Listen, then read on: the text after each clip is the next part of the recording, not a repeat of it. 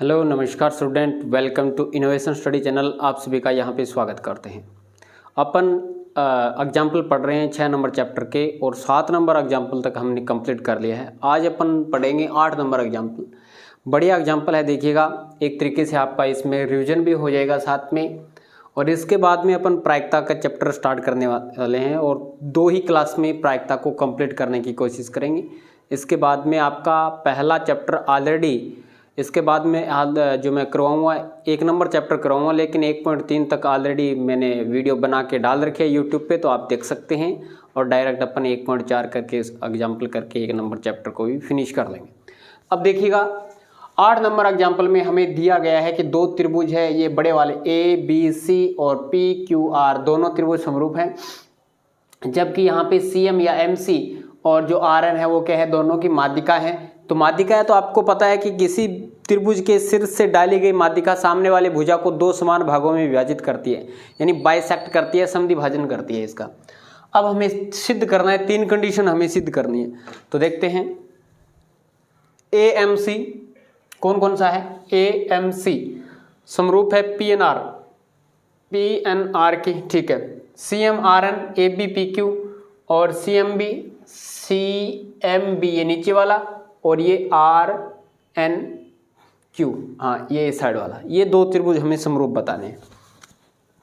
चलो चलते हैं सबसे पहले उपपत्ति में।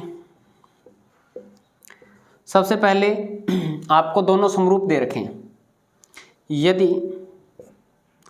त्रिभुज ABC समरूप है त्रिभुज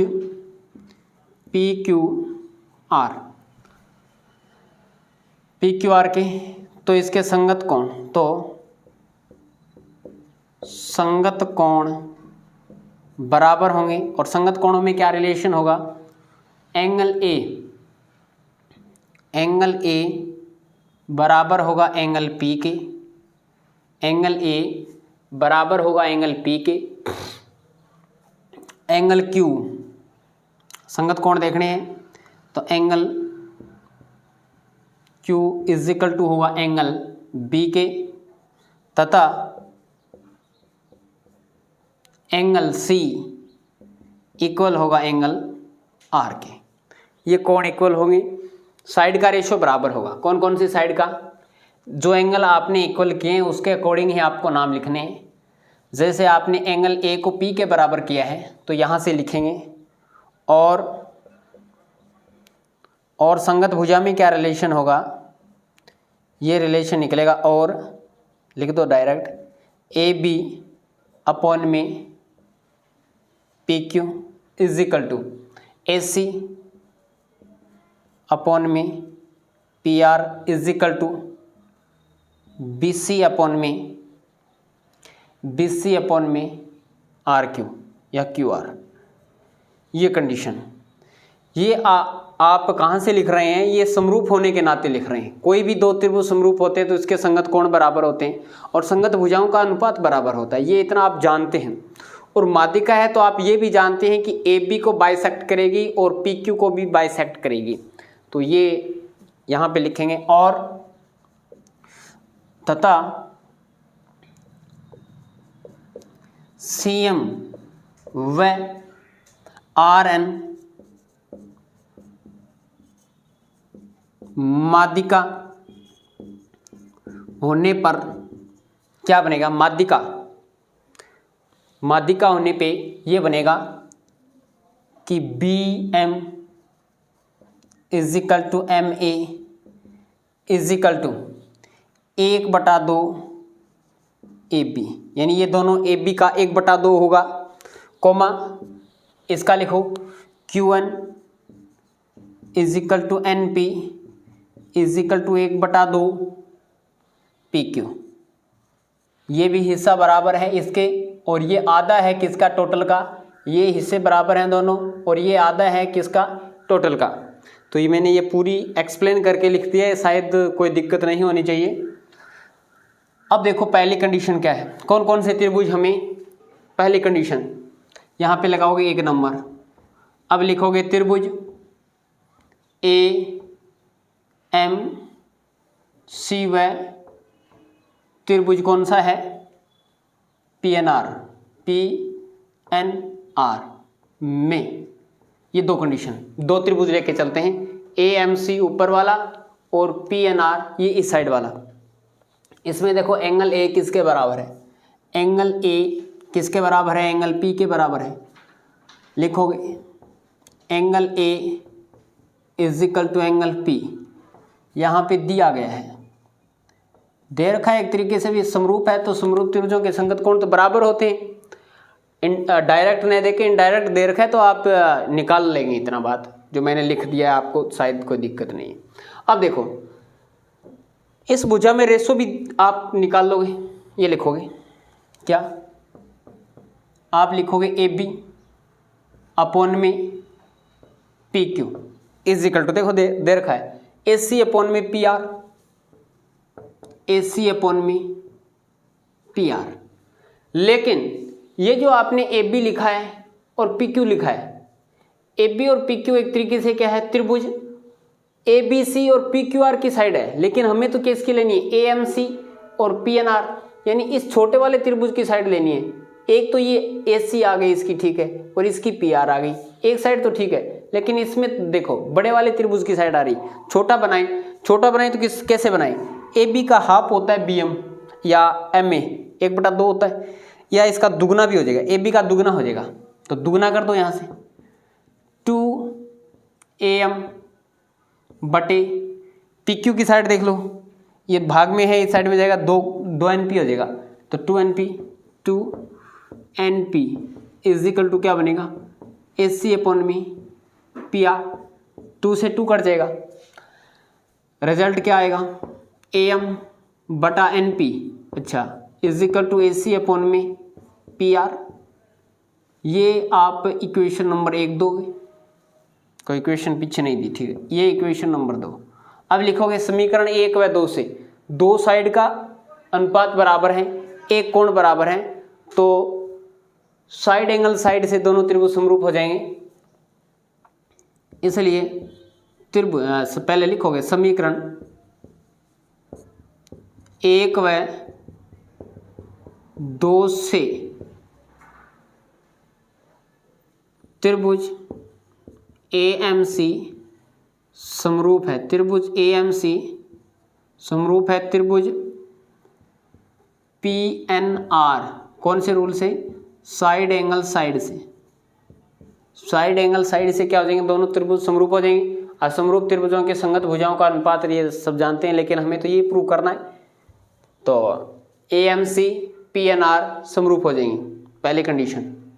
इज दैट क्लियर, कहाँ से, साइड एंगल साइड से, दो साइड का रेशियो बराबर आ गया, एक एंगल बराबर आ गया। अब दूसरी कंडीशन उठाते हैं, देखो दूसरी कंडीशन में क्या दिया गया, CM, अच्छा CM ये साइड वाली, और RN, अच्छा ये साइड वाली, इज इक्वल टू AB, कौन सी आ गई, पूरी साइड आ गई AB, और ये हमारे पास में कौन सी आ गई, PQ, ये साइड वाली। अब देखो ये हमें इक्वल करना है, ये इक्वल कब होगा बताओ, जब हमारे पास में इसमें कोई रिलेशन आ जाए, यानी ऐसे एक तो ये साइड आ गई पूरी AB आ गई, ठीक है, ये आ गया PQ। इससे पहले अपन थर्ड नंबर कर लेते हैं, चलो थर्ड नंबर इसी के बेस पे है, फिर ये सेकंड नंबर करते हैं, 3 नंबर लगाता हूँ मैं। यहाँ पे क्या बनेगा, ट्राइंगल, कौन कौन से ट्राइंगल लेंगे, त्रिभुज CMB समरूप है, त्रिभुज व त्रिभुज लोगे आप RNQ, ये एक तो है RNQ, ये ट्राइंगल इस साइड वाला, और एक ये ट्राइंगल नीचे वाला, तो इसमें BQ के बराबर है क्या, BQ के बराबर दिया गया है, तो ये एंगल इसका और इसका एंगल ये बराबर हो जाएंगे, समरूप होने के नाते आपने सिद्ध कर रखा है। तो लिखोगे एंगल CMB, इसका एंगल होगा B is equal to angle Q, ये दिया है इक्वेशन नंबर 3। वह यहां से निकाल लो अब वापस, एक तो BC साइड चाहिए, एक RQ साइड चाहिए, तो BC RQ ये रहा, तो लिखोगे BC आर क्यू आपको दिया गया है और रिलेशन आपको इस साइड में भी चाहिए, तो इस साइड में रिलेशन मिलेगा तो आप लिखेंगे क्या, वापिस ए बी साइड लिखेंगे, ए बी अपॉन में इसकी साइड जो टोटल पी क्यू, यहाँ से देख के लिखा है B C R Q A B P Q लिख दिया। अब देखो ए बी किसका दुगना है, ए बी दुगना है बी एम का, ए बी एम का दुगना है और अब एन क्यू का दुगना है, ये एन क्यू साइड चाहिए तो हमें एन क्यू का दुगना है, तो यहाँ से लिखेंगे बी सी और पी आर क्यू में कोई चेंज नहीं करना, ये तो सेम का सेम लिख देना, B C R Q is equal to A B का मान कितना होगा 2 बी एम अपॉन में पी क्यू का मान कितना होगा टोटल, ये दुगना होगा 2 Q1 का, 2 से 2 कट जाएगा, रिजल्ट कितना आएगा, ये आएगा बी सी अपॉन में R Q is equal to B M upon में Q1। इक्वेशन नंबर ये आ गए हमारे पास में 4। समीकरण 3 व 4 से दो साइड का रेशो बराबर आ गया, दो साइड का रेशो बराबर आ गया, सही है ना, बी एम है एन क्यू है, ये साइड दो साइड का रेशो बराबर आ गया, एक एंगल उबेनिस्ट है, दोनों में वैसे बराबर है तो ये दोनों समरूप हो जाएंगे। तो लिखोगे समीकरण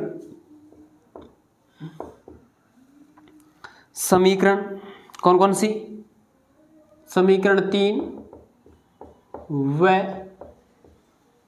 4 से, समीकरण 3 व 4 से त्रिभुज ये हो जाएंगे सी एम बी समरूप है त्रिभुज कौन कौन से, आर एन क्यू, यही तो हमें करना था, सी एम बी समरूप है आर एन क्यू, कौन से रूल से, साइड एंगल साइड से समरूप हो जाएगा। अब दो बात हमने प्रूव कर दी है, अब सेकंड नंबर बात स्टार्ट करते हैं।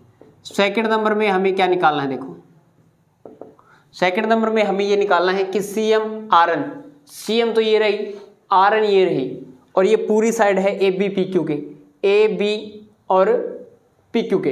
अब मेरे को ये बताएं, हमने सबसे पहले ये ट्रायंगल और ये ट्रायंगल कौन सा, हाँ ये ट्रायंगल, दोनों क्या के समरूप कर दिए, दोनों ट्रायंगल समरूप त्रिभुजों के संगत भुजाओं का अनुपात बराबर होता है, इसलिए अपन यहाँ पे क्या लिख देंगे बताओ,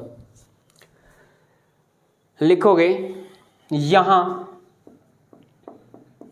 त्रिभुज कौन कौन से हैं, ए एम सी समरूप है त्रिभुज किसके, आर पी एन के, आर एन पी की, एक ही बात है कैसे भी लिखो, ए एम सी समरूप है आर एन पी के समरूप है, तो संगत भुजा का अनुपात बराबर हो जाएगा, कौन कौन सी साइड होगी, ये लिखोगे ए एम बटा P N is equal to A C upon में P R is equal to M C upon में एन आर या आर एन, एक ही बात है। ये कंडीशन समरूप त्रिभुजों के संगत भुजाओं का अनुपात बराबर होता है। हमें कौन कौन सी साइड चाहिए, C M R N last वाली चाहिए, ए बी पी क्यू चाहिए, तो ए बी पी क्यू अपन इससे बना देंगे, बीच वाला छोड़ दें, कोई आवश्यकता ही नहीं है। अब लिखोगे इसको देखो, A M P N is equal to C M और आर एन, आगे पीछे लिख दिया है, इससे कोई फर्क नहीं पड़ने वाला।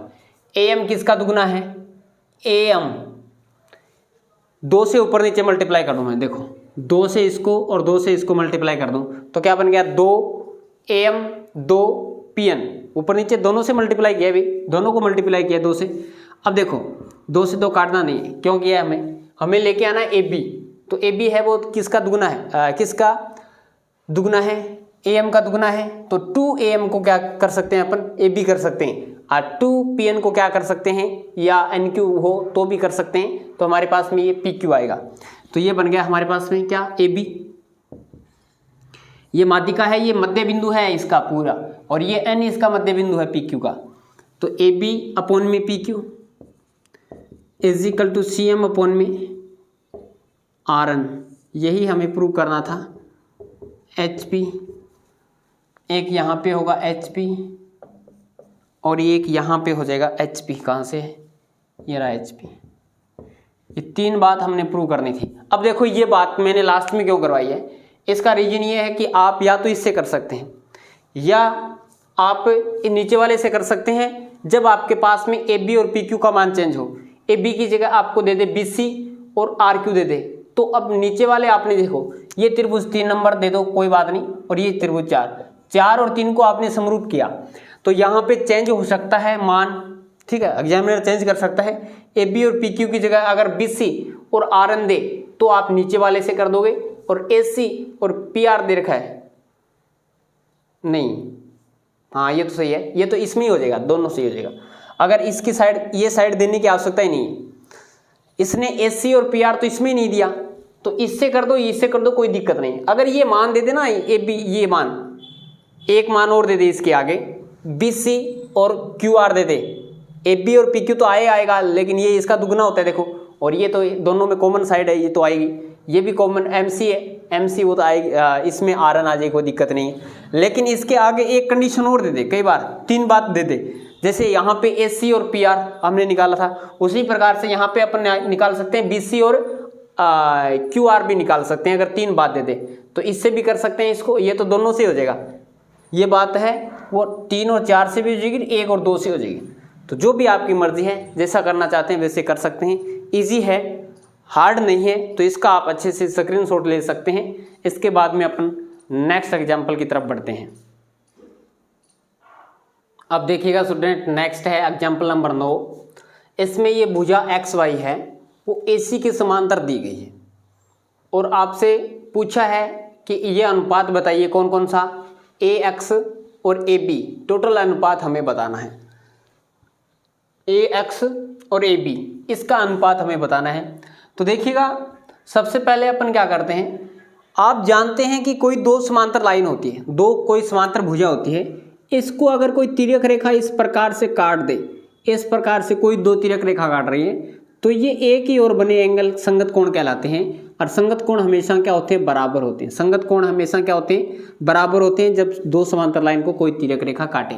तो इसमें ये जो एंगल बन रहा है X और इसमें ये जो एंगल बन रहा है X A, और इसमें जो एंगल बन रहा है Y और इसमें जो एंगल बन रहा है C, यानी ये तो इसके बराबर होगा, ये तो इसके बराबर होगा, और ये Y है वो C के बराबर होगा। तो देखो स्टार्ट करते हैं, कौन कौन से ट्रायंगल में है, ये पैरेलल दिया गया है। यदि XY समांतर है किसकी, AC, तो हम लिखेंगे तो त्रिभुज, या तो एंगल लिख दो, तो एंगल BXY बराबर होगा एंगल BAC, व एंगल BYX बराबर होगा एंगल BCA, यानी ये 2 एंगल बराबर होंगे। एंगल बराबर होंगे इसलिए त्रिभुज कौन कौन सा,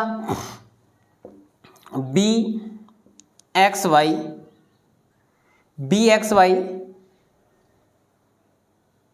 अच्छा BXY समरूप होगा त्रिभुज कौन से के, ABC के, यानी ये छोटे वाला त्रिभुज बड़े वाले त्रिभुज के समरूप होगा। कौन से रूल से, एंगल से। आपको साथ में ये भी दिया गया है, एक बात और दी गई है, वो भी लिखना होता है यहाँ पे। अब देखो इसमें जो रिलेशन दिया गया है दोनों त्रिभुजों में, त्रिभुज में रिलेशन दिया गया है कि जिसका त्रिभुज तथा त्रिभुज को एक बराबर क्षेत्रफलों वाले 2 भागों में विभाजित करता है। यानी जो XY है ना, XY ये क्षेत्रफल और ये क्षेत्रफल बराबर 2 बराबर भागों में विभाजित करता है, बराबर भागों में विभाजित करता है। यानी इसका जो एरिया है, इसने जो घेर रखा है XBY ने, इसने जो एरिया घेर रखा है, और AXYC इसने जो ये घेर रखा है, ये बराबर है। तो मेरे को ये बता सकते हैं कि त्रिभुज ABC जो बड़े वाला त्रिभुज है उसका क्षेत्रफल दुगना होगा किससे, छोटे वाले त्रिभुज के क्षेत्रफल से। छोटे वाले त्रिभुज के क्षेत्रफल से दुगना है, तो आप यहाँ पे क्या लिखेंगे, लिखोगे area of triangle. Area of triangle किस किस का है, ये हो जाएगा ABC। दुगना है किसका, एरिया ऑफ ट्राइंगल BXY। ये बात और लिखनी, ठीक है। अब देखो दो त्रिभुज आपने दोनों को समरूप कर दिया, एरिया में आपको रिलेशन दे रखा है, तो कुछ सोचिए कुछ समझिए। यहाँ पे एक हमने थ्योरम पढ़ी थी, कौन सी थ्योरम पढ़ी थी 6.7 शायद आपने पर में पढ़ी थी 6.6 के अकॉर्डिंग आपने क्या किया था, किसी भी त्रिभुज के क्षेत्रफल का अनुपात उसकी संगत भुजाओं के, या दो समरूप त्रिभुज हैं उसके क्षेत्रफल में क्या अनुपात होता है, उसकी भुजा के वर्ग के अनुपात के बराबर होता है। तो कोई भी साइड ले लेते हैं, लेकिन हमारे पास में जो रिलेशन निकालना है वो निकालना है AX और AB में, AX और AB में रिलेशन निकालना है। तो चलिएगा अपन यहाँ पे करते हैं। सबसे पहले लिखते हैं, तो अब त्रिभुज area of triangle ABC upon में एरिया ऑफ ट्राइंगल BXY, इसकी साइड ले लेते हैं AB। क्या ले लिया हमने, AB अपॉन में छोटे वाले त्रिभुज की साइड ले लेते हैं BX, और इसका साइड का स्क्वायर क्या है, ये बराबर होता है, ये आता है पर में 6.6 से, पर में 6.6 के अकॉर्डिंग ये हमारे पास में रिजल्ट आएगा। ये आपने अच्छे से पढ़ रखा है। अब इसके बाद में देखिएगा, इसका क्षेत्रफल और इसका क्षेत्रफल में अनुपात दे रखा है, ये लिख देते हैं यहाँ पे। तो ये बन जाएगा आपके पास में त्रिभुज ABC का क्षेत्रफल कितना है, 2 एरिया ऑफ BXY। तो ये लिखोगे 2 एरिया त्रिभुज BXY अपॉन में area of triangle BXY is equal to AB का स्क्वायर और BX का स्क्वायर, AB अपॉन में BX का होल स्क्वायर है, इससे ये कट जाएगा एरिया ऑफ BXY से। तो ये रिजल्ट आएगा 2/1, ये आएगा AB का स्क्वायर अपॉन में BX का स्क्वायर। AB ऊपर नीचे आना चाहिए, चेंज कर देते हैं रेसिप्रोकल कर देते हैं। BX का स्क्वायर अपॉन में AB का स्क्वायर 1/2 होगा, यहाँ से स्क्वायर हटाएंगे रूट लग जाएगा, BX अपॉन में AB इज इक्वल टू 1/√2। यहाँ से स्क्वायर हटाएंगे, इस पे रूट लगेगा, एक पे रूट लगाने से कोई फायदा नहीं, √1 का मान 1 ही होता है, तो 1/√2 आ गया। जबकि हमें तो रिजल्ट निकालना है AX और AB तो ठीक है, लेकिन AX का मान निकालना है, AX का मान निकालना है। तो मेरे को आप ये बता सकते हैं, ये आपके पास में इक्वेशन नंबर 1 कर दें इसको। अब मान किस में से घटाना है, BX में से, या दोनों तरफ एक एक माइनस कर दो, चलो ठीक है, दोनों तरफ एक माइनस कर दें, 1 नंबर इक्वेशन नहीं देके दोनों तरफ -1 कर दिया, तो -BX अपॉन में AB। रीजन बताऊंगा क्योंकि है 1/√2। हमें क्या चाहिए, हमें ऊपर चाहिए AX, और अगर मैं पूरे AB में से, टोटल दूरी AB है, AB में से ये दूरी घटा दूं BX, तो मेरे पास किसका मान बचेगा, AX का मान बचेगा।